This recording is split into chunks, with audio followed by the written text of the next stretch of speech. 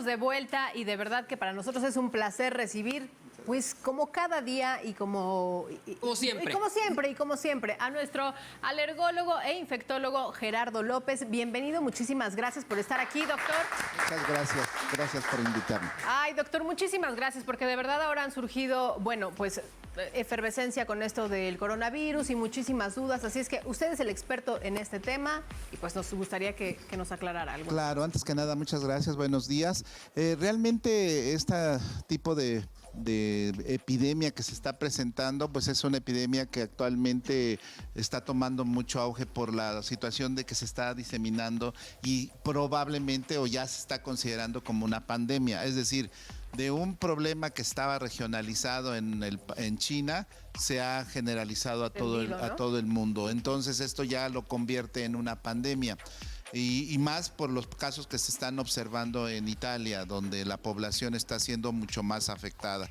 Esto de alguna manera nos debe de tomar a nosotros como país también a ponernos en alerta, porque definitivamente puede llegar y tener esa afectación mayor en la población. Ahorita, por el momento, los casos que se han registrado en México solamente son casos que son provenientes de personas que han ido a Italia. De tal manera que esta población no es un virus que esté localizado o que se esté replicando dentro de nuestro país, sino que que afectó a personas que viajaron y que llegaron a nuestro país. Hasta el momento solamente son 5 identificados y comprobados, pero se están vigilando sus contactos. Esto es para evitar que se propague a la demás población. Y justamente platicamos eso hace unos días con todo este tema, doctor, y hablábamos también de esto, que la gente está de alguna forma escandalizada porque ya vemos a muchas personas en la calle con cubrebocas, ¿no? Y justamente sin saber el uso exacto ni siquiera de cómo utilizarlo, porque se ha mal informado en algunos lugares y porque obviamente todo esto va de boca en boca y lo vamos difundiendo, ¿no? Y transversando de una forma completamente distinta. Pero solamente es con la gente que tiene, o sea, que ha viajado, por ejemplo, como usted lo dijo, a Italia, o que ha tenido contacto con gente que en realidad está infectada de esto del coronavirus, ¿no? No precisamente que haya sido algo que hoy de la nada me desperté y me dio coronavirus, ¿cierto? Así es.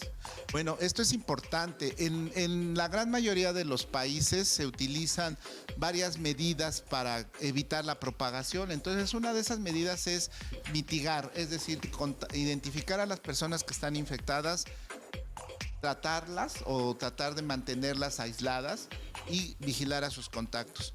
Y lo que se ha visto en Italia y en Japón, en China, es la contención, que es cuando ya se cierran las escuelas, se cierran los espectáculos, se suspenden todas las actividades masivamente. Ahora, las medidas que para todas las infecciones se deben de seguir hoy por hoy es el lavado de manos. Todas las personas todos nosotros de manera muy, muy cotidiana debemos de promover el lavado de manos en cualquier circunstancia y más en un momento que hay ahorita de posible infección. Pero no nada más está ocasionado por este virus, sino que está ocasionado, puede haber otro tipo de virus que todos los conocemos, como el de influenza y otros virus que ocasionan problemas respiratorios. Entonces, este lavado de manos es fundamental. ¿Para qué sirven las máscaras o los cubrebocas? Pues realmente nada más sirve para no salpicar. Es decir, las personas que tienen gripa o que tienen secreciones en la nariz o en la boca, pues definitivamente se pueden poner esto, pero no sirve para no contagiarse. Claro. Los poros que tiene un cubrebocas son muy amplios. Los virus son pequeñitos. Entonces esos virus pasan pero fácilmente tanto de la persona que usa el cubrebocas como lo que está respirando. Realmente no te protege y eso es un tema importante que también evidentemente el cubrebocas tiene cierta vida útil, eso primero. Y segundo, me gustaría antes de irnos más allá, pues aclararle a la gente porque seguramente muchos tienen duda respecto a cuáles son los síntomas exactamente del coronavirus, ¿no? Claro. Y como mencioné, nada más para concluir con lo de los cubrebocas, no hay que comprar masivamente, no son útiles, no nos van a servir. Entonces, ¿para qué gastan? Y en cuanto al lavado de manos, se puede complementar con el gel alcohol. Esto de alguna manera lo hemos usado casi siempre. siempre y sigamos con esa costumbre más que todo. No, y perdón que lo interrumpa, doctor, pero también hemos visto en algunas redes sociales, sobre todo, que han dicho el gel antibacterial no les va a funcionar de nada, ¿no? La gente sigue alarmando y tenemos que, yo creo que antes de malinformar, tenemos que pues, leer, acercarnos con los especialistas justamente para que sepamos qué es lo que debemos hacer, lo que le preguntaba ahorita a Ingrid, cuáles son exactamente los síntomas antes de yo decir, tengo gripa, ya me dio, ¿no? Entonces, ¿cuáles son los síntomas exactamente? Son los mismos que cualquier gripa, es decir, fiebre, dolor de cabeza, congestión nasal, dolor de garganta, malestar general. Y en el caso específico de los coronavirus puede haber de alguna manera diarrea, puede haber cuadros de diarrea, por eso este virus es muy especial. Pero no es tan diferente como los de cualquier otra gripa. Lo que lo hace diferente es el antecedente de contacto, es decir, personas que hayan viajado a China, personas que provengan de Italia, personas que hayan tenido contacto con personas previamente enfermas. Eso es lo que lo hace especial, pero no en toda la población que tiene un cuadro gripal. Quiere decir que ya le dio coronavirus, para nada. De este COVID-19, que es el que en un momento COVID-19, que es el que en un momento dado estamos tratando de cuidar y mantener sin la posibilidad de que se disemine. Claro. Entonces, ¿usted cree que México, de hecho, ayer en la pregunta del día que hacíamos en el programa, justamente era, ¿México usted cree que esté preparado para recibir el COVID-19? Eso es muy interesante. No en el sentido si existen cuadros graves. Los cuadros graves significan neumonía, la presencia de una situación como podría ser dificultad para respirar. Esos son los cuadros graves y que tienen que llegar a urgencias o a un servicio de terapia intensiva. Perdón que lo interrumpa, doctor. Claro. ¿Le parece bien si se queda con nosotros Encantado, un bloque más? claro que y sí. sobre todo también para aclarar que no es mortal. A ver, solo si no Ahorita hay, lo aclaramos, ¿no? claro que sí. También mitos y realidades acerca del coronavirus. Así es que regresamos con esto, familia. No se vayan. Ya estamos de regreso y seguimos aquí con esta parte hablando del coronavirus y tenemos a un experto, Gerardo López, que nos quedamos con muchas dudas y con muchas inquietudes acerca de lo que es y no es con los ritos, con los mitos, perdón, y realidades justamente y los ritos que están haciendo, exactamente, para que porque no los les dé. gritos y los ritos y todo, porque la gente está, lo que decíamos hace ratito, escandalizada, haciendo, bueno, pues temas que la verdad es que lo único que hacen es asustarnos, ¿no? Así es que platíquenos de estos mitos, realidades, justamente de esto.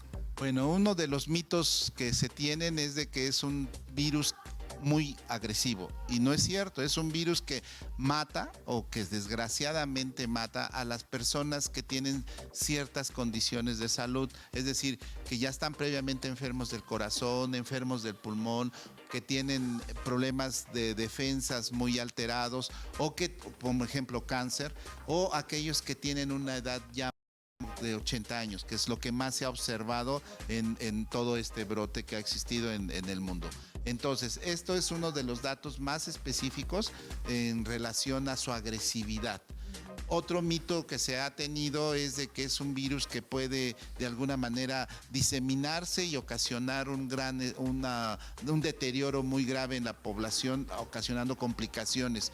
Hoy por hoy las complicaciones sí son importantes, como son la neumonía, pero la gran mayoría pasan con síntomas leves.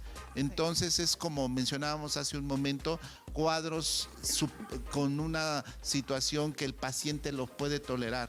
Y lo único que se debe de hacer es mantenerse en su casa, ni siquiera hospitalizarse. Entonces esto es algo importante, porque se pretende, o es otro de los mitos, que decir que nosotros no tenemos una infraestructura de atención suficiente. Sí la hay para los casos totalmente leves. Desde luego, los casos graves va a depender mucho de que la población pues tenga un cuidado extremo, es decir, lo que veníamos mencionando, se lave las manos, tenga las medidas higiénicas importantemente bien aplicadas en su familia para que no se vuelva un caso leve a un caso grave. Y ahorita nos mencionaba justamente de estos casos la gente que es más vulnerable, pero leíamos también y escuchábamos que a las personas menores de 18 años no les estaba afectando este virus. Lo que sucede es que un infectólogo en España había comentado dentro de una conferencia que a los menores de 18 años, después se descartó esto porque hubo una chica que a los 16 años le dio y entonces no comprobado también a una chiquita de 4 años. Entonces nos gustaría saber quiénes son los más vulnerables dentro de la población, doctor. Bueno, ya lo mencioné, la población de edad mayor a Pero 60, niños, 80. Los niños son ¿no? los menos vulnerables. Ok. Se ha observado que la población joven tiene una buena resistencia para ese germen. Y de hecho lo vemos porque la gran mayoría de los cuadros respiratorios los niños la superan sin ningún problema. Son graves cuando los niños tienen una enfermedad ya instalada. Ejemplo, lo hemos mencionado en otros temas, cuando tienen, por ejemplo, alguna alergia no controlada, cuando tienen alguna enfermedad como cardiopatía del corazón o del riñón que les está haciendo un compromiso en sus defensas. Entonces esto hace que esos niños, cualquier bicho, no nada más este agente, pueden ocasionarle un deterioro importante en su salud. Doctor, y cabe mencionar también, y ojalá nos pueda responder también esta pregunta, ¿cuál es la diferencia? Porque mucha gente pregunta, ya hace años, en el 2009 existió la influenza, ¿no?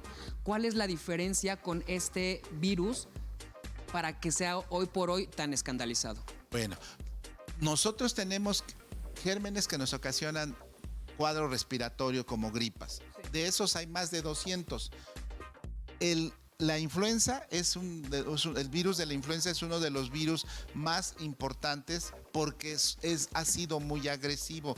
Este virus hoy por hoy es más agresivo que el COVID-19. Entonces, vean ustedes que de alguna manera, si no tomamos atención sobre este virus, el de la influenza, que además se puede prevenir con vacunación, pues estamos dejando entonces que esto pueda llegar cualquier otro agente con menor agresividad y ocasionarnos estragos. Entonces, es esa diferencia, que es mucho más agresivo el de la influenza. Pero hay otros virus que ni siquiera los tomamos en cuenta, que nos afectan, pero que su evolución es muy sutil, es muy leve. Este en especial es un virus mutante. Okay. Es un virus que se transformó en China y que obviamente se ha diseminado.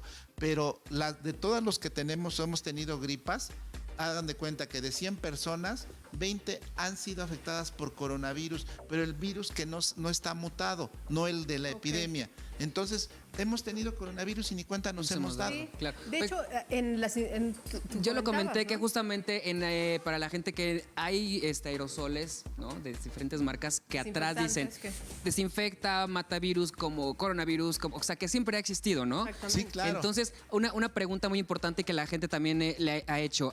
Después de lo que fue la influenza, ocurrió que, bueno, ahora teníamos que todos que vacunarnos. ¿Va a pasar lo mismo con el coronavirus? Si se desarrolla la vacuna, que no se sabe todavía hasta el momento cuánto tiempo va a tardar, sí, nos tenemos que vacunar.